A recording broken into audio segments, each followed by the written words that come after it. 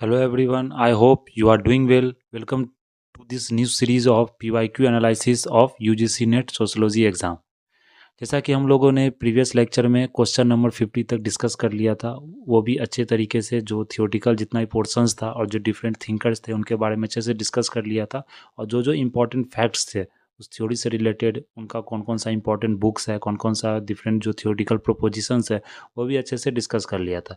तो उसी क्वेश्चन से हम लोग क्या करते हैं, उसी क्वेश्चन के बाद हम लोग कंटिन्यू करेंगे क्वेश्चन नंबर 51 से। तो सबसे पहले अगर 51 नंबर क्वेश्चन की हम बात करें यहाँ पर, तो इसमें दिया गया given below are two statements. Statement number 1, the informational economy is global.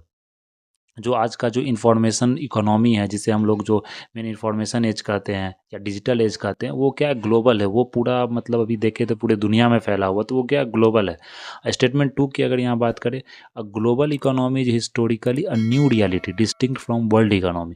तो आज का जो ग्लोबल इकोनॉमी है, आज का जो ग्लोबल आपको इन्फॉर्मेशन एज है, वो क्या है, डिफरेंट है। जो जिस तरीके से जो हिस्टोरिकल अगर हम रियलिटी की बात करें या हिस्टोरिकली अगर आप देखें, तो उस तरह का जो पहले तो डिजिटली उतना आप वर्ल्ड उतना एक्टिव नहीं था, उतना डिजिटल जो में रिसर्च नहीं हुआ था, उतना टेक्नोलॉजिकल एडवांसमेंट नहीं हुआ था। उसके अगर कंपेयर में देखें तो आज का जो इकोनॉमी है, जो ग्लोबल इकोनॉमी, वो क्या डिफरेंट है। इन्फॉर्मेशन एज का जो इकोनॉमी वो डिफरेंट है। आज के समय में अगर देखें, प्राइमरी सेक्टर, सेकेंडरी सेक्टर, वो एक बैक सीट ले लिया।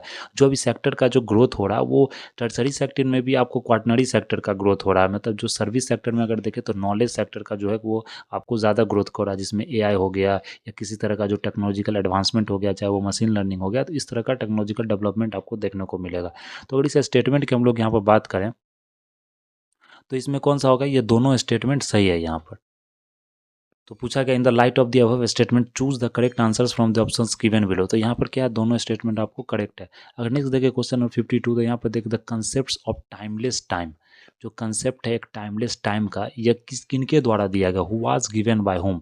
तो ये जो टाइमलेस टाइम, ये किसके द्वारा ये कंसेप्ट आपको दिया गया था। ये जो कंसेप्ट आपको दिया गया मेनली किसके द्वारा, मैनुअल कास्टल्स के द्वारा। हमने प्रीवियसली भी डिस्कस किया था मैनुअल कास्टल्स के बारे में, जिन्होंने बहुत से थियोटिकल प्रोपोजिशन, बहुत सारे कंसेप्ट उन्होंने दिए हैं। तो जो मैनुअल कास्टल्स है, तो अगर हम यहाँ पर देखें मैनुअल कास्टर्स की, तो उन्होंने टाइमलेस टाइम का जो कंसेप्ट वो दिया। तो टाइमलेस टाइम्स कंसेप्ट किसके बारे में, ये जो हम लोग जो 50 नंबर क्वेश्चन दिए इन्फॉर्मेशन एज के बारे में, जिस तरीके से आज इन्फॉर्मेशन एज का, इन्फॉर्मेशन का जो जो फ्लो है, जो इन्फॉर्मेशन का जो आजकल जो ग्रोथ हम लोग देखते हैं, जिस एज का आज के समय एआई का जो ग्रोथ है, एआई का जो डेवलपमेंट है, उसी एज के बारे में ये टाइमलेस टाइम को दिया गया है।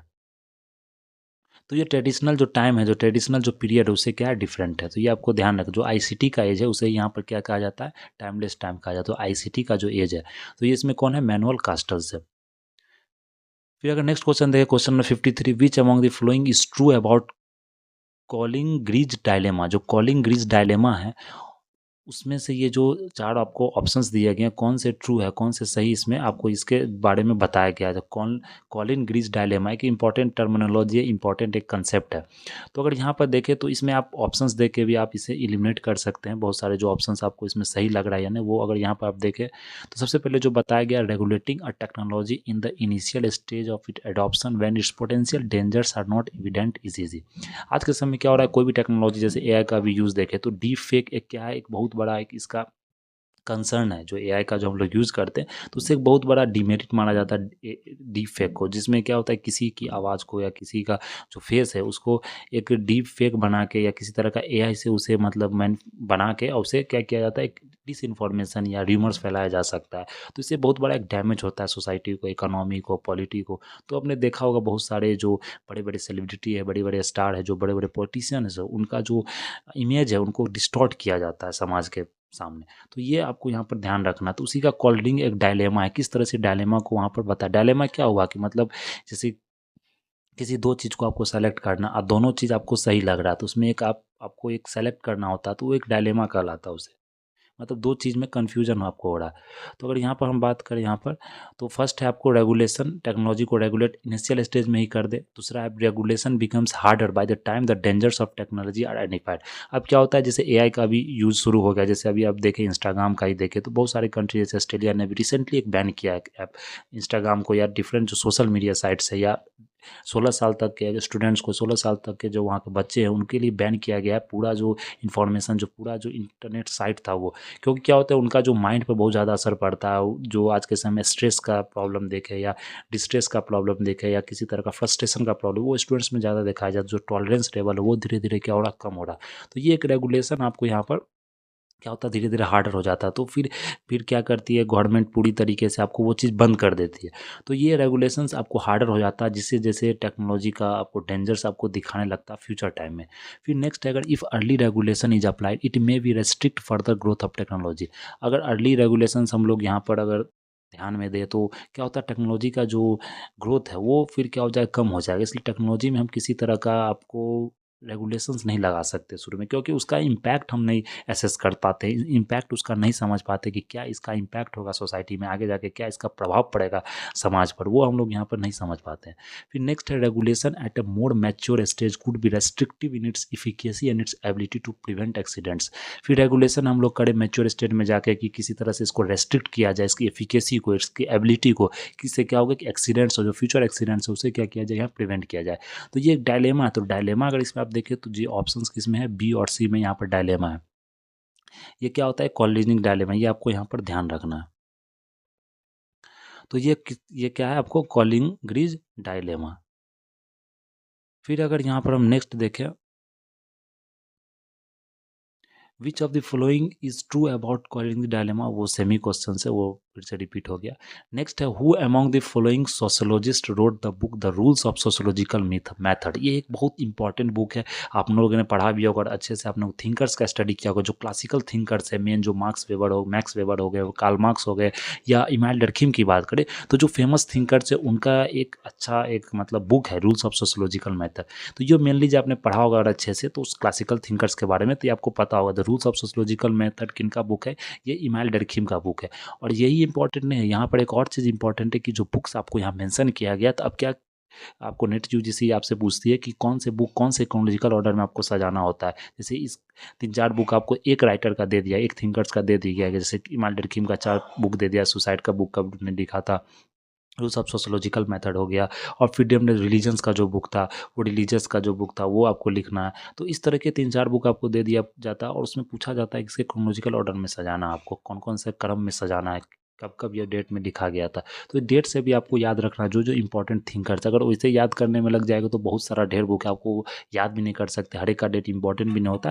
लेकिन जो इंपॉर्टेंट थिंकर्स है उनका आपको डेट यहाँ पर क्या करना पड़ेगा, याद रखना पड़ेगा। तो अगर इनका जो बुक की बात करें, जो sociological rules of sociological method था, यह बुक आपको लिखा गया था, अगर देखें तो ये एटीज़ मतलब 19 सेंचुरी में ही लिखा गया था। तो इस तरह से भी आप याद रख सकते हैं कि ये 19 सेंचुरीज़ में लिखा गया था, 19 सेंचुरी। और मेनली आई थिंक ये बुक जो लिखा गया था आपको, अगर हम लोग यहाँ बात करें तो 80s 70s 90s में आपको यह बुक लिखा गया था। तो बुक भी आप इसे क्या करेंगे, यहाँ पर देख लेंगे। फिर अगर नेक्स्ट हम लोग अगर डिस्कस करें यहाँ पर, विच of the following associated with the transvestite women, which of the following is associated with the transvestite women. तो आप लोगों ने ट्रांस वुमेन सुना होगा, ट्रांस ट्रांस मैन सुना होगा, लेकिन ये एक नया इंपॉर्टेंट टर्म है, क्या है, ट्रांसवेस्टाइट वुमेन। तो ये ट्रांसवेस्टाइट वुमेन किसे बोला जाता है, तो ट्रांसवेस्टाइट वुमेन क्या होता है, ये वुमेन से क्या यहाँ पर है, woman who regularly dresses as a man और man who regularly dresses a woman. एक मतलब औरत जो अगर ड्रेस पहनती है मैन की तरह, हरदम बिहेव करना, बिहेवियर या ड्रेसिंग जो सेंस होता है वो मैन की तरह है, तो उसे बोला जाता है। या मैन अगर वुमेन की तरह ड्रेस करता है तो उसे बोला जाता है। या मैन किसी अगर मैन वुमेन बन जाता है, या वुमेन अगर मैन बन जाता है किसी तरह से सर्जरी करा के, या किसी मतलब एंगल से उसका बिहेवियर उस तरह का हो जा रहा है, या हार्मोनल चेंजेस उस तरह के हो रहे हैं, तो इसमें से कौन सा ये ऑप्शन सही होगा, तो ये जो ऑप्शन है आपको ऑप्शन नंबर ए सही होगा, और women who regularly dress as a man. तो यहाँ वुमेन से आप कंफ्यूज नहीं कीजिएगा, ये वुमेन है जो मतलब मैन की तरह ड्रेस करे, तो ये एक प्रॉपर एक ट्रांस वुमेन से और ट्रांसजेंडर से ये अलग टर्म है। इसमें क्या होता है कि जैसे किसी को कोई तरह का ड्रामा करना होता है, किसी तरह का नाटक करना होता है, तो उसे एक ड्रेसेस में एक ड्रेस धारण करना पड़ता है, मतलब उस तरह का उसे क्या करना पड़ता है, अपैरल पहनना पड़ता है। तो ये women who regularly dresses as a man ये होगा। अगर यहीं पर अगर ट्रांसवेस्टाइट मैन रहता तो ये आपको ये टर्म हो जाता है, ये क्या होता है, ट्रांसवेस्टाइट मैन। फिर अगर ये man who becomes a woman, अगर man who becomes a woman अगर है तो इसको आप लोग यहाँ पर क्या बोलिएगा, मैन हु बिकम्स वुमन, तो यहाँ पे इसे क्या बोला जाता है, ट्रांसजेंडर वुमेन बोला जाता है। ये जो आप हो गया ट्रांसजेंडर वुमेन यहाँ पर बोला जाता है। फिर अगर यहाँ पर देखें हम लोग जो man women who becomes a man, तो यहाँ पर जो मैन जो वुमेन उसको क्या होता है, ट्रांसजेंडर यहाँ पर मैन बोला जाता है। और women who becomes a man इसको ट्रांसजेंडर बोला जाता है। तो ये ध्यान रखना आपको, woman who becomes a man transgender man, और man who becomes a woman transgender woman, और man who regularly dresses as a woman transvestite man. जैसे आपको ये पूछ दिया गया तो हो सकता है कि इस तरह का आपको क्वेश्चन पूछा जाएगा, यहाँ तो जो टर्मिनोलॉजी है उसमें कुछ चेंजेस कर दिया जाए, तो यहाँ पर चेंजेस आपको क्या कर दिया जाएगा, वुमेन की जगह मैन कर दिया जा सकता है। तो इस तरह का क्वेश्चन आपसे रिपीटेडली पूछा जा सकता है। यही नहीं कि सेम क्वेश्चन पूछा जाएगा, लेकिन कुछ जो टर्मिनोलॉजी है उसको चेंज करके कुछ भी पूछ सकता है, तो इसे आप ध्यान रखिएगा। फिर नेक्स्ट है functional approach in sociology appear as a reaction. जो फंक्शनलिस्ट अप्रोच होता है सोशोलॉजी में, वो किसके मतलब किसके रिएक्शन में है, किसके अगेंस्ट में होता है। तो method of social एंथ्रोपी, evolutionary method, economics method, interaction method, तो इसमें कौन कौन सा हो जाएगा आपको यहाँ पर, इवोल्यूशन मेथड्स। तो ये जो इवोल्यूशन मेथड है इसके क्या है, ये रिएक्शंस में आपको थ्योरी आपको प्रपोज किया जाता है। तो ये आपको यहाँ ध्यान रखना। हु क्वाइंट द टर्म क्रेडिस है, ये इंपॉर्टेंट टर्म है, क्रेडेंशियल सोसाइटी। ये जो क्रेडेंशियल सोसाइटी है, क्रेडेंशियल सोसाइटी का मतलब क्या होता है आज के समय में, आप जानते हैं कि नॉलेज इकोनॉमी है, नॉलेज इन्फॉर्मेशन का एज है, तो इसमें आज के समय में डिग्री और डिप्लोमास का जो डिग्री होता है वो वैल्यूएबल होता है ज़्यादा सोसाइटी में। आपकी डिग्री पढ़ी, आपके डिप्लोमा पढ़ी, जैसे आपने यूजीसी नेट क्वालिफाई कर लिया, तो एक आपके पास एक डिप्लोमा एक डिग्री हो जाता है, उस डिग्री से आप कोई एक एक ऑर्गेनाइजेशन से इंस्टीट्यूशन से आपको रिकॉग्नाइज करता है कि आप एलिजिबल हैं असिस्टेंट प्रोफेसर्स के फॉर्म भरने के लिए, असिस्टेंट प्रोफेसर्स के लिए आप एलिजिबल है किसी तरह का जो होता है, तो ये आपको वहाँ पर डिसाइडिंग फैक्टर होता है। तो ये इसे क्रेडेंशियल सोसाइटी बोला जाता है। तो ये एक इंपॉर्टेंट टर्म है आपको सोशियोलॉजी का, ये किनके द्वारा दिया गया है ये आपको यहाँ पर ध्यान रखना है। तो ये मतलब जो यहाँ पर साइंटिस्ट है, जो मतलब सोशल एंथ्रोपोलॉजिस्ट है, तो कौन से सोशल थिंकर्स ने ये टर्म दिया आपको।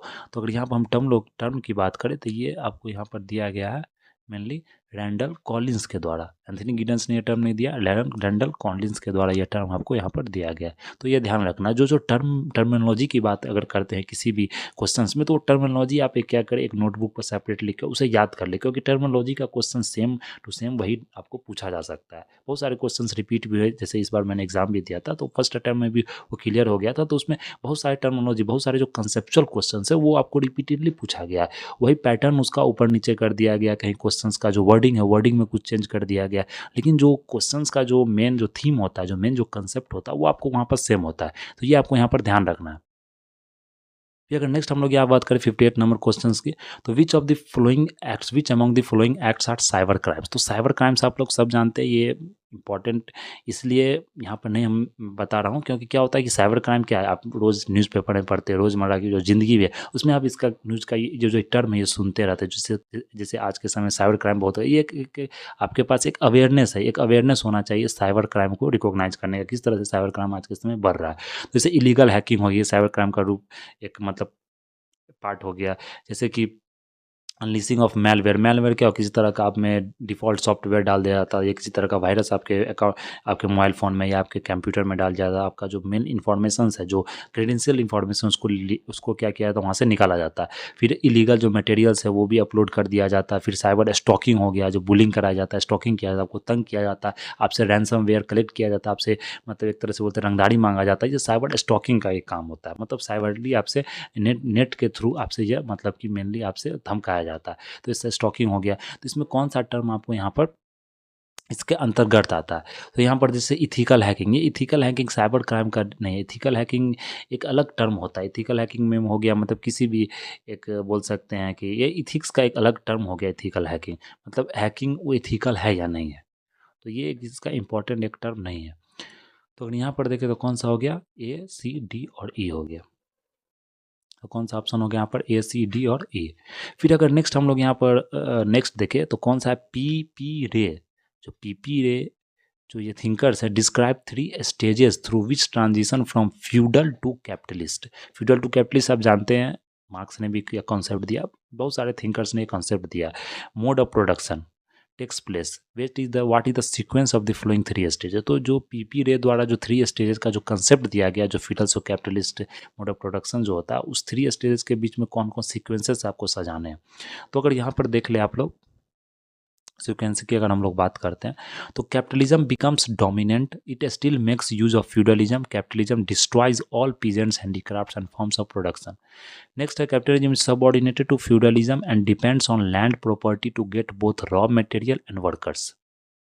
तो सबसे पहले जब भी कैपिटलिज्म आपको ग्रो करता है फ्यूडलिज्म के बाद, तो ये आपको यहाँ पर क्या करना है, एक क्रोनोलॉजी में सजाना है कि पहले क्या आता है। सिंपल यही इस यहाँ से पूछा जा रहा है। तो जो कैपिटलिज्म होता है वो क्या होता है, फ्यूडलिज्म के सबऑर्डिनेट होता है। फ्यूडलिज्म क्या हो गया, जो जमीनी जैसे जमींदारी सिस्टम आपने पढ़ा होगा, एक ज़मीन का एक मालिक आता है, उसके अंदर जितना सर्व्स है, जितने भी लेबर्स है वो काम करते हैं। तो सबसे पहले क्या हुआ कि कैपिटलिज्म ने क्या किया, यहाँ पर फ्यूडलिज्म के ही अंदर आए। वही फ्यूडलिज्म से जो एब्सेंटी लैंडलॉर्डिज्म था या जमींदारी सिस्टम था, उसके अंदर ही क्या हुआ, धीरे धीरे जो एक कैपिटलिज्म का एक इंडस्ट्रियल ग्रोथ हुआ। फिर उसके अंदर जितने भी लेबर्स थे वो लेबर्स को वहीं से निकाल के फिर फैक्ट्री में आपको लगाया गया। तो ये अब उस समय किस पर डिपेंड किया जाता, मेनली फ्यूडल लॉर्ड्स पर डिपेंड होता था। उसी से आपको रॉ मटेरियल लेना, उसी के लिए उसी से आपको लैंड के लिए लेना, उसी से आपको पानी का जगह लेना। तो ये सब रॉ मटेरियल और वर्कर्स का रिक्वायरमेंट आपको वहीं से लिया जाता था। तो ये ऑप्शन नंबर आपको 1 हो जाएगा। फिर अगर उसके बात करें, capitalism becomes dominant, it still makes use of feudalism. तो फिर फ्यूडलिज्म को हम यूज करते थे। फिर जो जैसे जैसे फ्यूडलिज्म को यूज हुआ, तो कैपिटलिज्म ने क्या किया, जितने भी पीजेंट्री हैंडीक्राफ्ट्स थे, जो हैंडीक्राफ्ट जो खुद से हाथ से जो मतलब जो बुनाई करते थे या हाथ से किसी तरह का काम करते थे, जो हैंडीक्राफ्ट, जैसे आपने देखा भी होगा कॉलोनियल सिस्टम में जब ब्रिटिश ने राज किया, तो उस समय जितने भी आर्टिसंस थे, यहाँ के इंडियन आर्टिसंस थे, उनका हर एक चीज़ जो जो वो बनाते थे, जितना भी वो बना के जो माल बेचते थे, वो सब क्या हुआ, धीरे धीरे ब्रिटिश ने उसे खत्म करना शुरू कर दिया। क्योंकि ब्रिटिश फिनिश्ड गुड आपको ब्रिटेन से बना के लाता था, क्योंकि उस समय ब्रिटेन में क्या इंडस्ट्रियल रिवॉल्यूशन चलता था। तो वहाँ से जो फिनिश्ड प्रोडक्ट आता था वो इंडिया में बिकता था और सस्ते दाम भी। जैसे आज भी देख ले, अब जो चाइनीज़ का प्रोडक्ट्स है, अभी चाइनीज़ का अगर बोले तो लहसुन की बात करें, तो अभी न्यूज़ में आया था कि आपको नहीं नहीं तो अभी कम से कम 100 करोड़ से ऊपर का लहसुन इंपोर्ट कर दिया गया। वो भी मतलब कि बैन है इंडिया में। फिर भी समझिए कि मार्केट में अगर आप लहसुन खरीद रहे हैं, तो मार्केट में पूरी तरीके से वो क्या हुआ, फैल चुका है। तो आप मतलब वहाँ पर डिफ्रेंशिएट ही नहीं कर पाते, भेद ही नहीं कर पाएंगे कि कौन सा आपको मतलब सही दिया जा रहा है, इंडियन का उपजाया हुआ वो लहसुन है या मतलब कि आपको चाइना से इंपोर्ट किया गया। तो ये मतलब एक बहुत बड़ा मतलब बोल सकते हैं एक गैप है आपको, मतलब जो गवर्नमेंट है वो गवर्नमेंट ही बहुत सारा नहीं रखा, क्योंकि क्या होता है, स्मगलिंग का बहुत बड़ा एक सोर्स माना जाता है इसे, और बहुत सारा मतलब इनकम भी इससे जनरेट होता है। तो ये भी एक मतलब आज के समय में जो नेशनल इंटरनेशनल बॉर्डर है, वहाँ पर ये प्रोसेस आपको ये चीज़ बहुत देखने को मिलता है। जैसे ओपीएम का ही मार्केट देख लीजिए। तो इस तरह से कैपिटलिज्म डोमिनेंट हुआ था, हैंडीक्राफ्ट्स को यहाँ पर डिस्ट्रॉय कर दिया। ऑप्शन नंबर आपको 2 हो जाएगा। फिर अगर नेक्स्ट देखें, तो feudalism becomes an obstacle to the development of capitalism. जब वो पूरी तरीके से हैंडीक्राफ्ट को अगर ये बंद करवा दे रहा है या फ्यूडलिज्म को पूरी तरह से रोक दे रहा है, तो क्या हो रहा है, फ्यूडलिज्म के एक क्या हो रहा है, एक रोक बन जा रहा है। मतलब वहाँ क्या कर रहा है, अवरोध पैदा कर रहा है, ऑब्स्टेकल पैदा कर रहा है। उस ऑब्स्टेकल से क्या हो रहा है कि जो कैपिटलिज्म का डेवलपमेंट था, वो कैपिटलिज्म का डेवलपमेंट आपको पूरी तरह से क्या हो रहा है, खत्म हो रहा है, डिसमेंटल्ड हो रहा है। तो यहाँ जो ऑप्शंस की बात करें, तो कॉन्लॉजिकल में क्या होगा, बीएससी होगा। तो इस तरह से हर एक चीज़ को पढ़ा नहीं जाता है। जैसे ऑप्शंस को भी अगर अच्छे से आप पढ़ते हैं, जैसे मैंने इस बार एग्जाम दिया, तो इस तरीके से नहीं दिया। जिसे अच्छे से अगर आप इसे पढ़ते हैं, कोई भी ऑप्शंस को टाइम देके, तो ऑटोमेटिक आपको एक क्लिक करेगा दिमाग, हाँ ये चीज़ पहले आएगा, ये चीज़ बाद में, खासकर वो क्रोनोलॉजिकल ऑर्डर में। तो ये क्वेश्चंस को आप यहाँ सॉल्व कर सकते हैं। फिर नेक्स्ट हमारा मैच द फॉलोइंग है। इसमें लिस्ट 1 लिस्ट 2 से आपको मिलाना हो किस किस मतलब ट्राइब से यहाँ बिलोंग करता है। तो अगर हो कि हम लोग यहाँ बात करें, तो हो जो हो गया आपको यहाँ पर सिंगा बोंगा हो गया, हो सिंग बोंगा हो गया, भूतिया हो गया, भूतिया को कहा जाता है रंगबंग, रंगबंग से यहाँ पर आपको मैच करना। फिर ओराउन जो हो गया, सी आपको ओराउन जो हो गया, ओराउन को देखें तो ओराउन आपको कहाँ से आ गया, ये आपको यहाँ से आ जाएगा जोंकरपा। और फिर ये भुइया का जो भुइया ट्राइब है, इसे मतलब याद ही कर लियो, ज़्यादा बेहतर, इसमें कुछ समझने की ज़रूरत नहीं है। डी का क्या हो गया आपको यहाँ पर, धंग ढंगर बस्सा। तो ये मेनली आप याद कर सकते हैं। इस तरह का भी क्वेश्चन आपको ट्राइबल का मैच द फॉलोइंग पूछा जाता है। तो ऑप्शन नंबर कौन हो जाएगा यहाँ पर आपको, डी। फिर अगर नेक्स्ट देखें, which among the following are true according to Karl Mannheim. ये कार्ल मार्क्स नहीं, ये कार्ल मैनहीम है। ये भी बहुत बड़े एक सोशोलॉजिकल थिंकर हैं। उन्होंने सोशोलॉजी ऑफ नॉलेज के बारे में क्या कहा है, all knowledge and all ideas are bound to location. सभी नॉलेज सभी आइडियाज़ एक ही लोकेशन पर आपको मतलब मिलते हैं। तो ये हुआ। It refers to the theory of the social और existential conditioning of thought. Ideas are rooted in different locations and historical time and social structure. जितने भी आइडियाज़, जितने नॉलेज होते हैं वो सब कल्चर, सब रीजन के, रीजन रीजन वैरी करता है, रीजन टू रीजन आपको क्या करता है, वैरी करता है। जैसे जो इंडियन कल्चर में जो नॉलेज, जो आपको कल्चरल नॉलेज होता है, वो नॉलेज अगर ब्रिटेन में जाए तो वो कल्चर नॉलेज तो क्या करता है, वैरी करता है, क्योंकि वहाँ का जो क्लाइमेटिक स्ट्रक्चर है, वहाँ का जो जोग्राफिकल रीजन है, वहाँ का जो रहने का तरीका वो डिफरेंट होता है, वो एक अलग तरीके से होता है, इंडिया में एक अलग तरीका से होता है। लेकिन आज के समय में जो नॉलेज का जो अब ग्लोबलाइज हो गया, तो फिर नॉलेज भी क्या होता है, एक दूसरे, एक जगह से दूसरे जगह कल्चर का भी ट्रांसफ़र होता है, कल्चर का मिक्सिंग भी होता है, जिसे कल्चरल कल्चरेशन भी बोला जाता है, मिक्सिंग भी बोला जाता है। तो ये हो गया। तो इसमें आपको यहाँ पर क्या करना, नेक्स्ट क्या है, at times a particular group can have access to the understanding of the social phenomena than other groups. Ie no group has a total access to understanding of a social phenomena. तो पूरी तरीके से आप किसी भी social phenomena को understand नहीं कर सकते। तो सभी ऑप्शंस इसमें क्या है, सही है, क्योंकि नॉलेज का कोई एक अलग सोर्स नहीं है, कोई एक नहीं है कि आज यहीं का नॉलेज तो यहीं का नॉलेज पूरी जगह जाएगा। वो डिपेंड करता है culture to culture, region to region, वहाँ का क्लाइमेटिक जोन के अनुसार, वहाँ का जो रहन सहन है वो हर एक जगह का अलग अलग क्या होता है, डिपेंड करता है उस जगह के हिसाब से, उस टाइम के हिसाब से। फिर नेक्स्ट हो गया आपको, what is the correct chronological sequence of the flowing books of Anthony Giddens. तो हमने बोला था ना कि जो बुक्स होता है इंपॉर्टेंट इंपॉर्टेंट थिंकर्स का, इंपॉर्टेंट इंपॉर्टेंट जो सोशोलॉजिकल थिंकर्स है, उनका बुक्स को आपको क्या करना, वहाँ पर ध्यान रखना है, खासकर क्रोनोलॉजिकल ऑर्डर में। तो इसमें आपको मेनली डेट आपको यहाँ पर याद रखना पड़ेगा। तो जैसे अगर हम यहाँ देख लें, जो कॉन्सिक्वेंसेस ऑफ मॉडर्निटी, तो ये जो बुक लिखा गया था, अगर इसका आपको डेट याद रहेगा, ये भी याद रखना है कि ये सब पूरे बुक है। जैसे रूल्स ऑफ सोशोलॉजिकल मेथड हमने देखा था, ये किनके द्वारा लिखा गया था, ये आपको इमाइल डर्खिम को, जो फर्स्ट ही क्वेश्चन था, इमाइल डर्खिम द्वारा लिखा गया था। लेकिन जो new rules of sociological method है, बहुत सारे स्टूडेंट यहाँ कन्फ्यूज कर जाएंगे, वो पूरे ऑप्शन नहीं पढ़ेंगे और वो लगा देंगे इमाइल डर्खिम में। नहीं, ये भी बुक आपको एंथनी गिडेंस द्वारा ही लिखा गया है। अगर जैसे इस ऑप्शन में आपको इस क्वेश्चन में पूछ दिया जाता कि एंथनी गिडेंस द्वारा कौन कौन सा बुक लिखा गया, तो फिर आप यहाँ कन्फ्यूज कर जाते।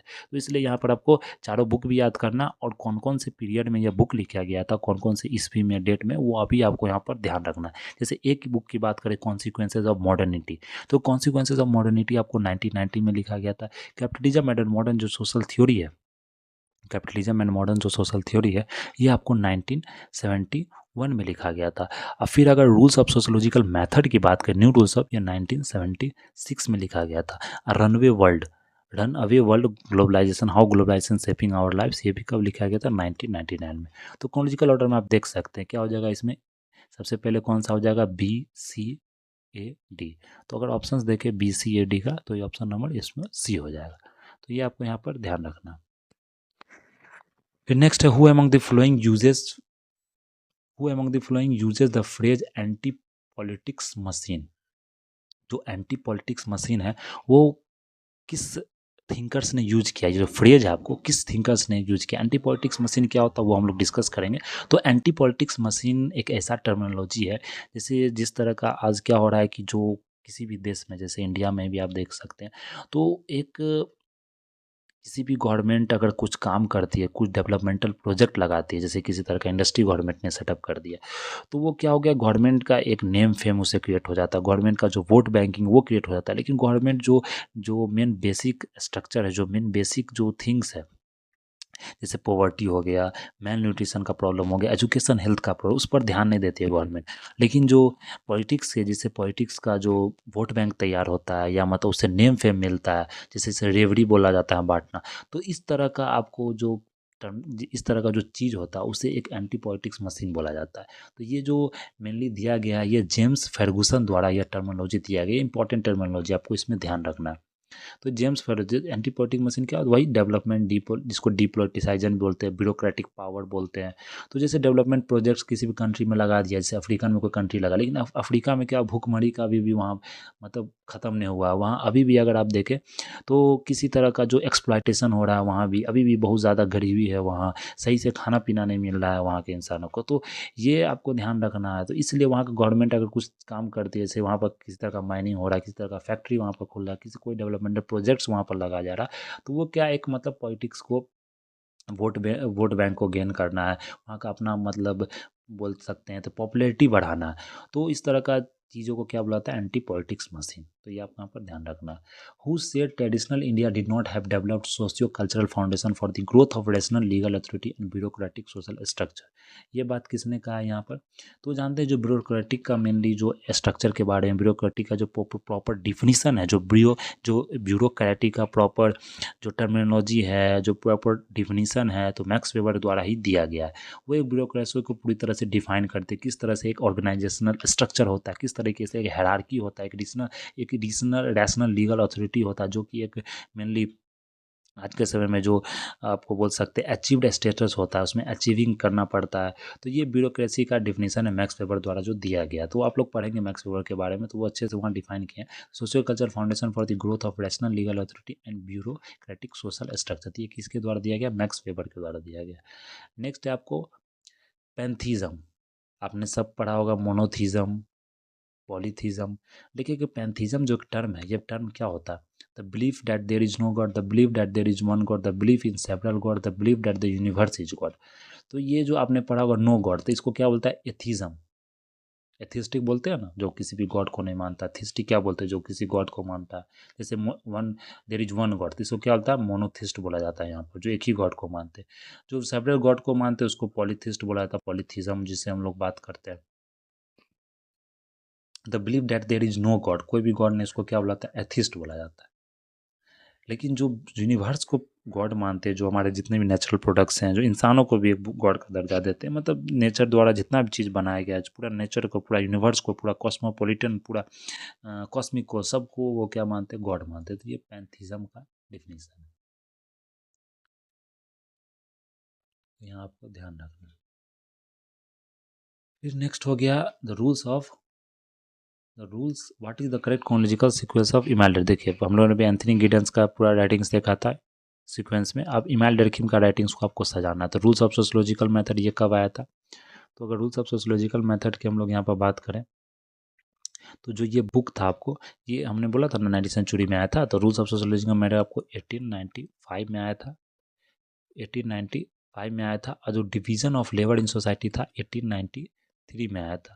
ये आपको ध्यान रखनी है, इंपॉर्टेंट बुक्स है। ये हर एक साल रिपीट किया जाता है। इस साल का भी अगर क्वेश्चन आप देखिएगा, जो कि एग्ज़ाम जो कैंसिल हुआ था दिसंबर का, वो एग्ज़ाम कब हुआ था आपको यहाँ पर? मेनली अगस्त सितंबर में हुआ था, जो कैंसिल्ड एग्ज़ाम था। तो उसमें भी ये पूछा गया था elementary form of religious life suicide के बारे में। तो ये आपको नॉर्मल मतलब क्या बोल सकते हैं, एक जनरल क्वेश्चन है, ये आपको पूछा ही जाता है, चाहे किसी भी एग्ज़ाम में रिपीटेडली क्वेश्चन ये पूछा है। क्योंकि जो थियोरटिकल वो आपको सिलेबस डेफिनेट सिलेबस है, सिलेबस आपको पता है कितना है, उसी में से आपको पूछा जाएगा। किसी बाहरी क्वेश्चन आपको डाल के नहीं दिया जाएगा यहाँ पर। तो जो elementary form of religious life है, वो वो कब लिखा गया था? ये 1912 में लिखा गया था। और जो ये सुसाइड स्टडी इन सोशोलॉजी, ये सुसाइड स्टडी इन सोशोलॉजी है, ये कब लिखा गया था? ये 1897 में लिखा गया। तो यहाँ देख सकते हो क्रोनोलॉजिकल सबसे पहले क्या आ जाएगा इसमें आपको? रूल्स ऑफ सोशोलॉजिकल मेथड, सबसे पहले बी आ जाएगा, फिर ए आ जाएगा, फिर डी आ जाएगा, फिर सी आ जाएगा। तो बी ए डी सी आपको ऑप्शन नंबर यहाँ पर बी हो जाएगा। फिर यहाँ देखते हैं which is not a study design, कौन सा इसमें स्टडी डिज़ाइन नहीं है आपको? Cross sectional interview, cross culture, तो ये आपको इसमें स्टडी डिज़ाइन यहाँ पर नहीं है। Who said this we now live in the time of the tribe, किसने कहा ये चीज़? जो कि हम अभी अभी क्या कर रहे हैं, जो ग्लोबल एज है या फॉर्मेशन उसमें ट्राइब की तरह रह रहे हैं। तो किस किस संदर्भ में इन्होंने कहा, किस कॉन्टेक्स्ट में कहा, वो कॉन्टेक्स्ट हम लोग यहाँ डिस्कस करेंगे, तो समझने में आपको आसानी होगी। तो ये एम मैफे सोली द्वारा कहा गया। तो इन्होंने क्या कहा है कि जैसे आज के समय में क्या हो रहा है कि मतलब एक मॉडर्नाइजेशन की जगह से इंडिविजुअलिज्म का कंसेप्ट आ गया। मतलब पर्सन आप क्या करें, एक दूसरे से साथ जो सोसाइटी में पहले रहते थे मिल बांट कर या एक सोसाइटी से मतलब रखते, तो वो एक तरह से मतलब अब धीरे धीरे ख़त्म हो गया। वो एक सेल्फिश जो आज के समय देखा जाता है सोसाइटी में, जो पर्सन आप रह रहे हैं, वो इंडिविजुअलिज्म पर ज़्यादा फोकस करते हैं। वो जो कलेक्टिविज्म पर फोकस कम किया जाता है, इंडिविजुअल ग्रोथ पर, इंडिविजुअल जो डेवलपमेंट पर ज़्यादा फोकस किया गया था। तो वो इंडिविजुअल भी जो ग्रोथ होता है वो एक छोटा-छोटा एक कम्युनिटी तरह डेवलप किया होते जा रहा है, मतलब एक छोटा-छोटा कम्युनिटी बन जा रहा है। जैसे आपका अपना कलीग्स होगा तो अपने खुद कलीग्स में आप एक कम्युनिटी डेवलप कर रहे हैं, एक अलग जिसका काम होगा वो एक अलग का कम्युनिटी डेवलप कर पा रहे हैं। तो एक छोटा-छोटा जो कम्युनिटी होता है, एक ट्राइबल का, इसे ट्राइब, पहले एक ट्राइब भी क्या होता था, एक छोटा कम्युनिटी होता है जो जो आइसोलेट रहते थे सोसाइटी से। वो खुद अपने में जीवन जीते थे, जो लाइवलीहुड उनका जो सोर्स होता था वो भी एक जंगल से होता था। तो ये मतलब उसी तरह से एक ट्राइब का इन्होंने मतलब कंपेयर किया है, एक एनालॉजी इन्होंने बनाया है कि जो आज हम लोग जिस टाइम में रह रहे हैं वो एक ट्राइब की तरह रह रहे हैं। तो एम एस फोली के द्वारा ये दिया गया, ये आपको यहाँ पर ध्यान रखना। The correct sequence of steps of conducting a research study को हम किस कॉन्टेक्स्ट में या मतलब किस क्रोनोलॉजिकल ऑर्डर में यहाँ पर क्या करते हैं, कंडक्ट करते हैं रिसर्च स्टडी को। तो पहले research question, data collection, literature review, writings of data. सबसे पहले क्या करते हैं हम लोग, लिटरेचर रिव्यू की बात करते हैं। तो सबसे पहले क्या करते हैं, इसमें लिटरेचर रिव्यू लेते हैं, किसी भी लिटरेचर को पहले रिव्यू करते हैं। फिर रिव्यू करने के बाद क्या करते हैं, हम रिसर्च क्वेश्चंस पर काम करते हैं कि कौन कौन सा क्वेश्चन आपको रिसर्च में पूछा जाना चाहिए लिटरेचर के हिसाब से। तो ये दूसरा नंबर हो गया। फिर अगर रिसर्च करने के बाद हम लोग क्या करते हैं, डाटा को यहाँ कलेक्ट करते हैं। रिसर्च क्वेश्चंस बनाए, फिर डाटा कलेक्ट किए, फिर डाटा कलेक्ट करने के बाद क्या किए, उस डाटा को हम लोग मेंशन किए, राइटिंग अप किए, डाटा को वहाँ पर समझे, उसको लिखे। फिर उसके बाद डाटा को एनालाइज किए, फिर एनालाइज करने के बाद क्या करते हैं हम लोग, पब्लिश करते हैं।